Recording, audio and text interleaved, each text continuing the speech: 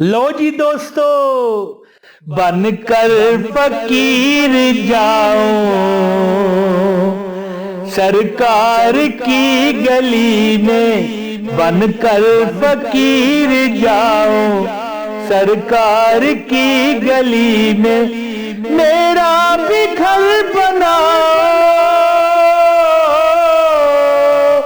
मेरा भी घर बनाओ सरकार की गली में, बनकर फकीर जाओ सरकार की गली में। औज़ु बिल्लाहि मिनश शैतानिर रजीम, बिस्मिल्लाहिर रहमानिर रहीम। लाखों करोड़ों दरूद मेरे आका हज़रत मोहम्मद मुस्तफ़ा सल्लल्लाहु अलैहि वसल्लम की ज़ाते अक़दस पर, कि जिनके बाद ना कोई नबी आएगा ना कोई रसूल। आप ख़ातमुल अंबिया हैं, आप ख़ातमुन नबीयीन हैं, आपके बाद कोई नबी नहीं आएगा।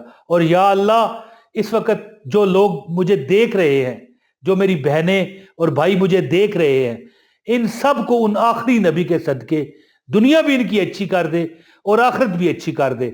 और ये जो मुझे देख रहे हैं, इनके सदके और इनके नबी और मेरे नबी हज़रत मोहम्मद के सदके मेरी भी आकबत और दुनिया अच्छी फरमा दीजिए, आमीन। दोस्तों, एक वजीफ़ा है हस्बुनल्लाहु व नेमल वकील।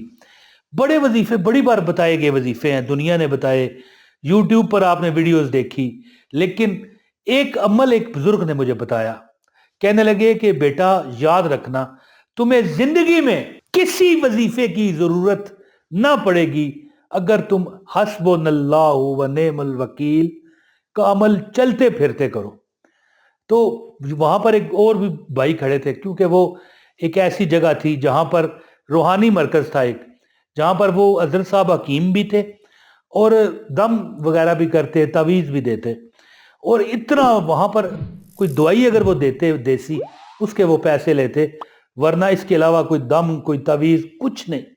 इतना वहां पर रश था, मैंने देखा अपनी आंखों से। और आज की बात नहीं, साल साल पुरानी बात कर रहा हूं कि वहां पर बड़े बड़े पिजारो वाले, बड़े बड़े लैंड क्रूजर वाले, बड़ी बड़ी पाकिस्तान के दूर दूर और बैरूनी मुल्क से लोगों की आला तरीन गाड़ियां वहां पर खड़ी, छोटा सा गांव। तो कहने लगे कि बेटा हर वजीफा तुम छोड़ दोगे। तो मैंने कहा वजीफे छोड़ने नहीं चाहिए, करने चाहिए। तो कहने लगे तुम्हें यानी कि ये वजीफा ही इतना किफायत करेगा क्या? हस्बुनल्लाहु व नेमल वकील, कि यानी मेरे लिए अल्लाह काफी है। तमाम वजीफे तो अल्लाह के लिए हैं, अल्लाह के आगे ही इल्तिजा है, अल्लाह के आगे ही इस्तदा है, अल्लाह के आगे ही दुआ है ना।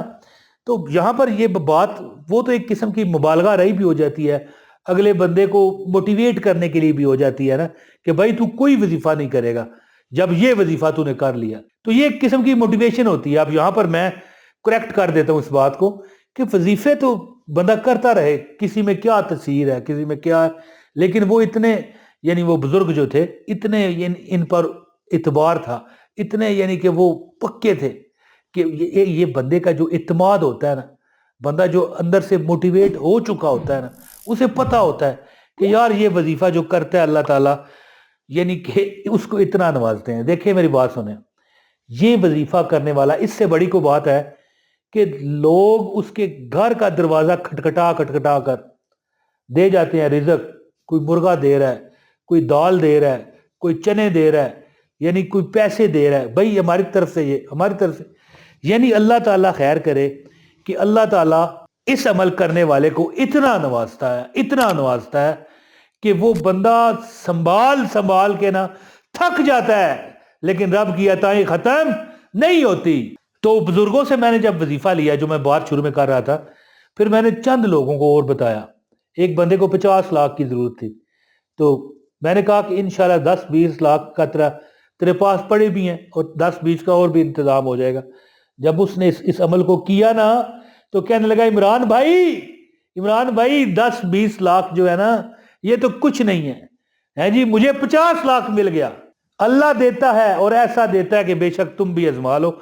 लेकिन वजीफा बताने से पहले एक बात करूंगा कि जो भी वजीफा करो, अगर तुम कामयाबियां चाहते हो ना, तुम चाहते हो कि मुझे वज़ाइफ में अल्लाह ताला कामयाबियां दे दे, अल्लाह ताला मुझे कामरानियां दे दे, तो फिर आजमाया ना करो।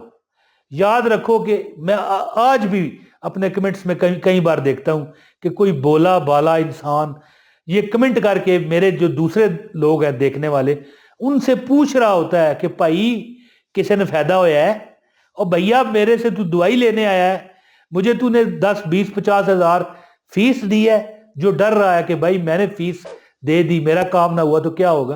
یاد رکھیں کہ وظائف کو اگر کوئی فیس لے تو اثر نہیں ہوتا، اور اگر کوئی فیس بھی نہیں لے رہا، وظیفہ بتا رہا ہے، تو پھر تمہیں ڈر کس بات کا ہے کہ بھائی میں کامیاب ہوں تو پھر یہ عمل کروں گا ہے۔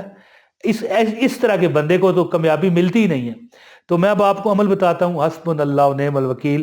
ہر پریشانی، ہر دکھ، ہر مصیبت سے نجات کے لیے، چاہے اپنا گھر لینا ہو، کرائے دینے کی مشکل ہو، اس کے باوجود آپ کو اللہ اپنا گھر دے جائے، یعنی آپ اتنے غریب ہوں کہ آپ کرایہ دینے سے بے بس ہوں، تو اگر آپ کی شادی رکی ہوئی ہے اور معاملات میں پریشانی ہے، اپنا مکان نہیں ہے، دولت نہیں ہے، رزق میں کمی ہے، نوکری نہیں مل رہی، امتحانات میں آپ کامیابی چاہتے ہو، تو عمل اس طرح ہے۔